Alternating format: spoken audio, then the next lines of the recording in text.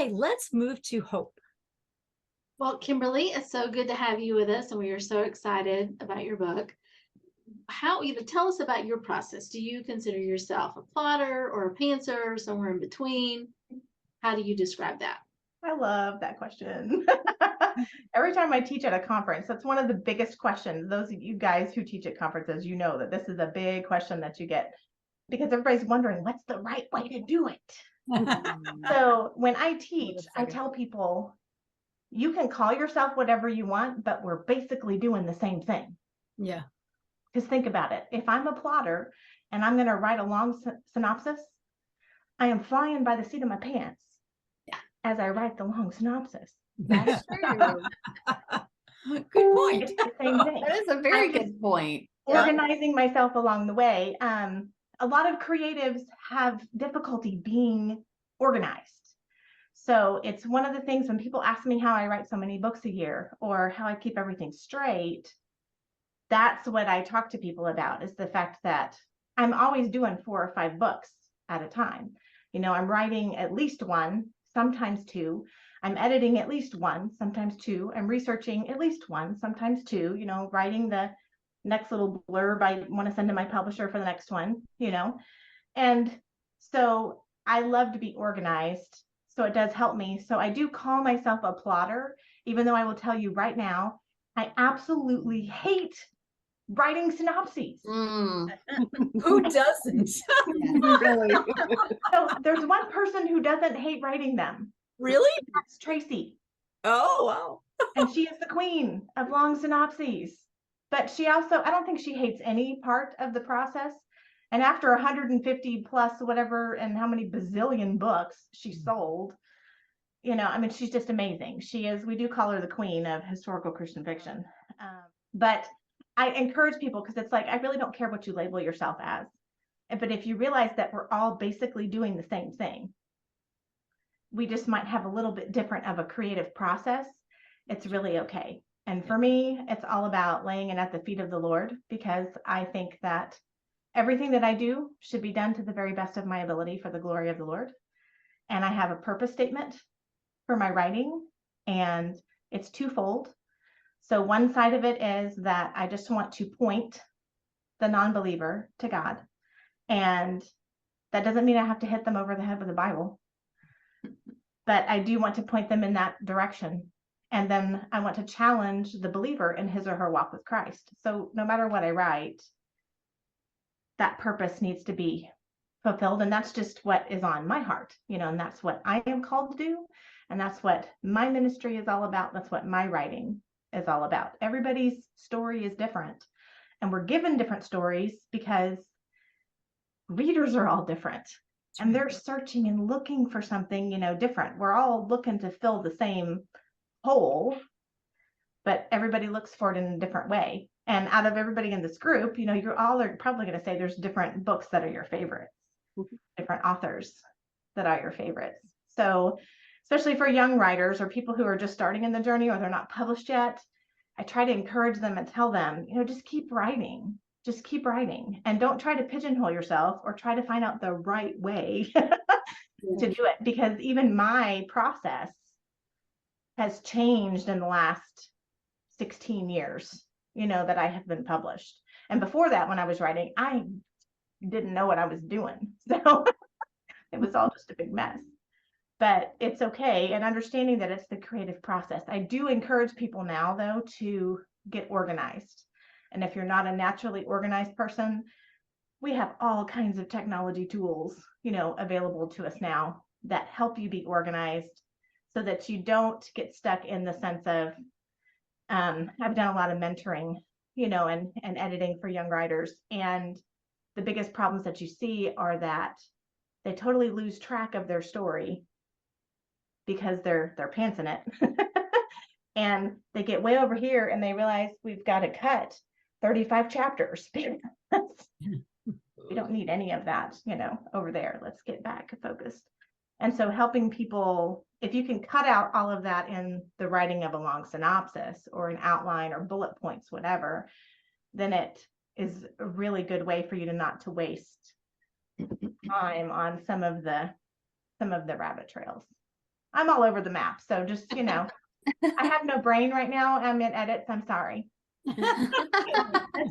That's an awesome answer. That's a wonderful answer because I love how you started with the idea of a mission statement, or a purpose statement. Like a lot of people don't think about that, but that's a good way to center everything that you're doing. And like you said, it doesn't matter how you get there. We're all getting to the same place. We're just taking different roads to get there.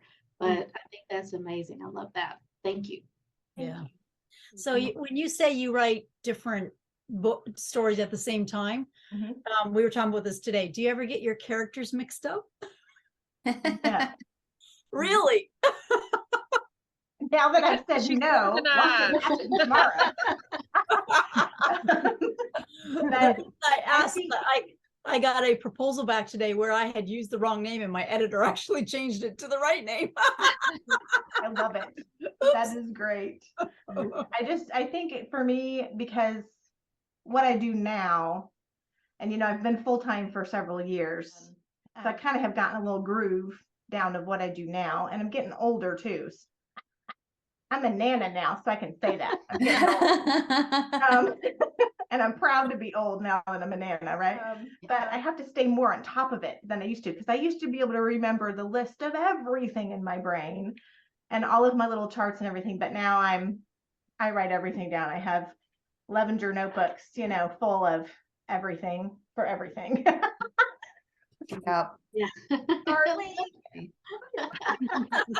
So Dana, what is your question for Kimberly? Well, my question is, since you started, I know that publishing has changed so much, and you've touched on this a little bit, but what would be some advice you would give to aspiring or brand spanking new authors who are just looking for how to proceed, how to become published and become an author who could both work their mission but also make money in this mission? Exactly. That's a really good question. I like that one a lot. It has changed a ton since I got my first contract, and staying on top of how things have changed has really been interesting, and I feel really old. And then Tracy and I will talk, and she's like, you just tell me what to do and I'll do it, because she doesn't like to have to keep up with all of the new stuff that's been going on. She first got her contract in the 90s, I think 92, 93. So it's been a while. It's really changed since then. It is one of those things that I tell people that you still need to work and strive to do everything to the very best that you can do it. And that means investing in this. This is not something that you can just say, oh, I'm going to start this new project and, make $1 million the first time. It takes a long time to get that ball rolling. I have all these books out there, and it's so funny. I'll get people and it's like, I just found you. I haven't read one of your books before. And I get really excited. I'm like, yeah, because that means that they can go back and buy all of the, if they like it, they can go back and buy all the previous ones. But it's a process, and you have to remind yourself that you've got to continue learning. You've got to keep on learning. So one of my first conferences that I went to as an attendee, Danita K. Paul, everybody know who she is? She wrote the Dragon Keeper Chronicles, and those sold, hundreds of thousands of copies. I mean, she sold lots of books. And Danita is still a dear friend. I talk about this all the time, but we both lived in Colorado Springs, so we knew each other, and she had been really close to my kids, and it was just really precious. But I'm in this class that I think is geared more for, beginners in fiction, right? And I'm all excited that I'm in this class. And she comes in and she sits down next to me, and I'm like, why are you in here? What are you doing in this class? And she said, the day I stopped learning is the day I should stop writing. And she said, just because I've written 50 some odd books, up at that point, she said, just because I've written that does not mean that I don't have anything else to learn. And she said, and a lot of us have to keep going back and reminding ourselves of, the basics or the new trends, because as you all noticed, those of you who've been doing this a while, it changes even within your publisher and their guidelines, their style guidelines will change. And, sometimes they'll send you an email and let you know, well, we've changed this in our rule book. Other times you work with an editor and it's like, wait a second, that hasn't been how we've done it before. Is this new? And, you have to stay on top of things. And so that really impressed me, especially as a new writer, seeing somebody experienced and seasoned and, who hit all the bestseller lists. And she's in this class taking just as many notes as I am and asking questions, just like I am. And I thought, I always want to be that person that continues learning. I don't ever want to feel like I'm satisfied with where I'm at. I need to keep learning and growing myself. And so the day I stop learning is probably the day that I need to stop writing. So I encourage you to keep writing and write every day. Those people who tell me, well, the muse just didn't hit me today. And like, this is my full-time job. If I am not, I used to say button chair, but I don't do that anymore. I walk on a treadmill while I write. And so if I am not going, if I'm not writing, I'm not going to get my job done. It's not whether the muse is there or not. It's, I'm going to get myself ready for the day. I'm going to prepare and I'm going to go. And here I go. And it's a discipline. So, and a lot of creatives don't like to hear that word, but I have to use that word every time I teach because it's like, it is a discipline and you're going to have to learn that it's a discipline. And once you grasp that and you're okay with it, it's like, okay, I got this. I got this. I can do it.